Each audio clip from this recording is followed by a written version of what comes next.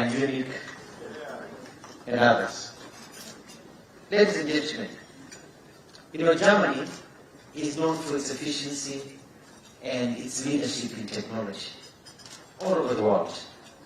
Kenya is known for its resilience, stamina, and Eliud Kipchoge. But Kenya is also known, as the President always reminds us, of its wonderful labor market. We've got a lot of young people in this country who are dynamic, very smart, educated, hard-working, committed, and generally very good-looking, who can work anywhere in the world. If we combine the technology, we combine the leadership that Germany has given to the world in many sectors, with its resilience and stamina and the wonderful population we have in Kenya and our ability, and we combine these two, then these nations, Kenya and Germany, will rise to even greater heights than where they are today. And that is why we're here today. And lastly, we're very pleased that Germany was the first country to recognize us. And our word of trivia, the German ambassador's car, his number plate is written 1, because Germany was the first country to recognize us. And that is why his number plate to Germany is the number 1. And with that, it is my pleasure to welcome His Excellency President William Ruto to give his remarks. Welcome, Excellency.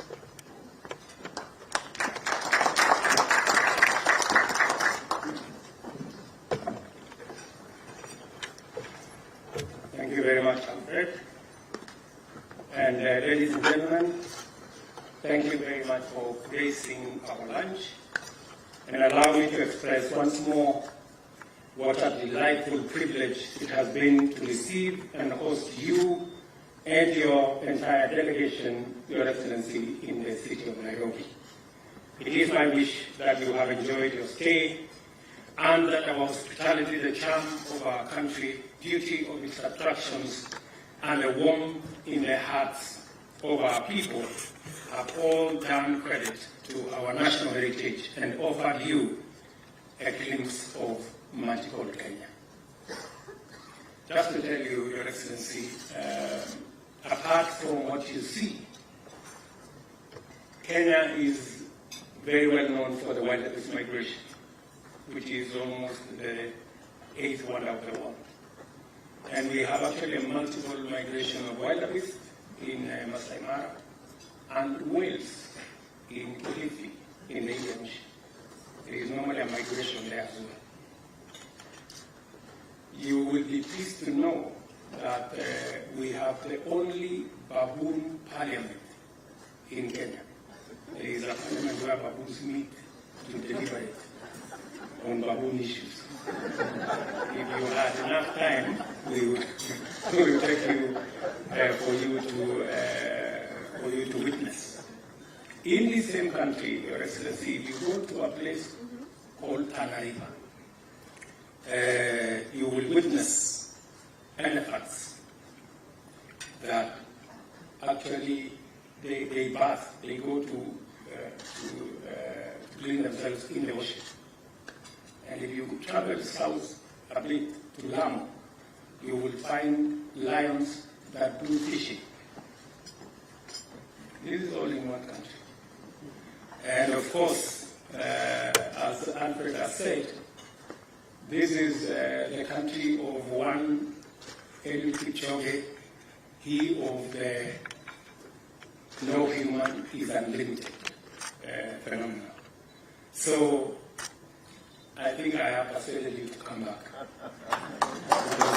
you haven't seen me yet. I am happy that you will find time later and maybe tomorrow to visit Olkaria, the largest geothermal facility in Africa. And it is courtesy of German technology and German friendship. 6 decades afterwards, Kenya has steadily matured into a stable, competitive, democratic, regional and continental gateway and a hub for diplomatic, humanitarian and commercial undertakings, and a recognized leader in science and education, technology and innovation, peace and security. Kenya's journey of growth and many successes along its path bear many imprints of strong partnership between Kenya and Germany. I view our country's beautiful history of friendship based on shared values, partnership in pursuit of common interests, and collaboration for mutual benefit, with profound satisfaction and joyful approval. I also consider the prospects ahead and our path into the future with optimism, acknowledging the daunting course in the midst of multiple, complex, and constantly mutating challenges, but with the confidence that our strength, our values, commitment, and partnership will be sufficient to keep us safe and make us prosperous. We are called upon to deliver shared prosperity, peace, and democracy in a world where war, conflict, a climate catastrophe, and disease outbreaks constantly threaten to disseminate humanity, deepen poverty, worsen suffering, and widen inequality. But we can and must collaborate to achieve a just transition to clean and green industrialization, decarbonize manufacturing, and achieve prosperity through ecologically responsible means. There is an opportunity for us to forge partnerships in developing transformative human, technological, and industrial capacities through education and training, science and technology, research, and innovation. We have a chance to make our regions and the whole world safer, more peaceful, and more secure. Now more than ever, our shared future depends on how we align our undertakings and pursue our aspirations in trade, in energy, environment, and climate action, infrastructure development, education and training, agriculture, peace and security, technology and innovation. This is why I celebrate our friendship, Mr. Chancellor, because I see in it the power to overcome the multiple, complicated, and ever-changing crises and challenges that confront us at many levels, including the ultimate existential threat of climate change. We are pleased and we are blessed with 60 years of a joint track record of successful collaboration across many domains, which make this moment, this visit at this time, very special. It is time to enlist all our capacities and all our agencies in every sector to consolidate our endowments and anchor them within a strategic partnership framework so that we can address the present effectively and face the future with confidence. Ladies and gentlemen, I know it is after lunch. It's not a place to make speeches. I now invite everyone present to raise their glass and join me in a toast to the good health and long life of His Excellency Chancellor Olaf Scholz and to the prosperity of the people of the Federal Republic of Germany, as well as the people of the Republic of Kenya, and the everlasting friendship between our two nations. Cheers.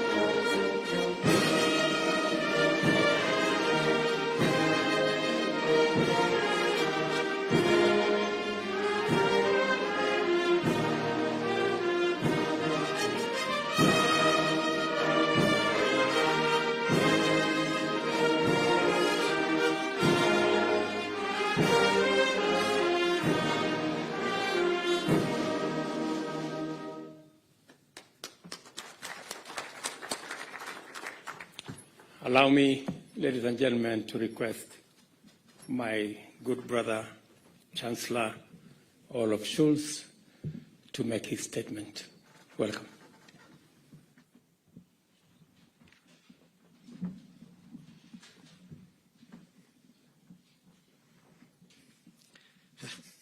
Habari gani?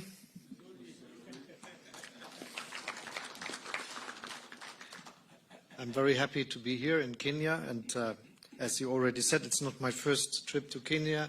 I was here as a tourist, and now it's the first official visit to Kenya, and I'm very pleased to be here.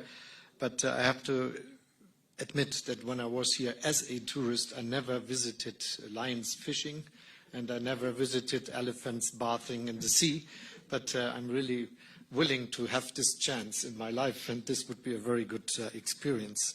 And the one time I had the chance to look at the animals and the landscape, it was something that impressed me very much, because it gave me the idea of peace in a way. And I felt that if this would be Christmas time, though it was in summer, but it was something that will live with me for a long time, and so I will be back also for official visits, but also as a tourist again. But I think we are really cooperating as friends, which is very important for all of us. And it is something that is not just because we have this long-standing relationship, and it is not just because we were the first to be your diplomatic partner after becoming independent.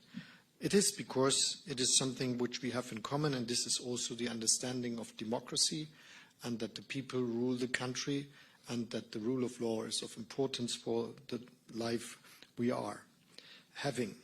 And looking around, we really see that it is something we experience, that those countries that have a democratic tradition are much more peaceful as those who have a lot of difficulties to do and always have to look outside for solving problems they have in interior politics.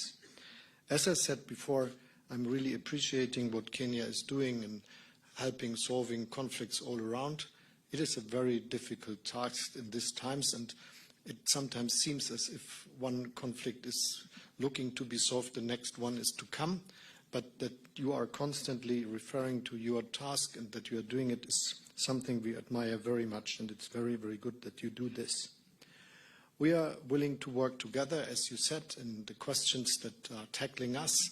One of them is obviously how we fight against climate change. My view is that this is one of the biggest tasks of mankind, and in the midst of this century, we must succeed. In case of Germany, we tried to be CO2 neutral in 2045. Some other countries say it will be 50, some say 60, but this is the latest what we should reach. And so to work together is a big goal for all of us. Sometimes in my country, people ask, why you are doing this? What is the reason?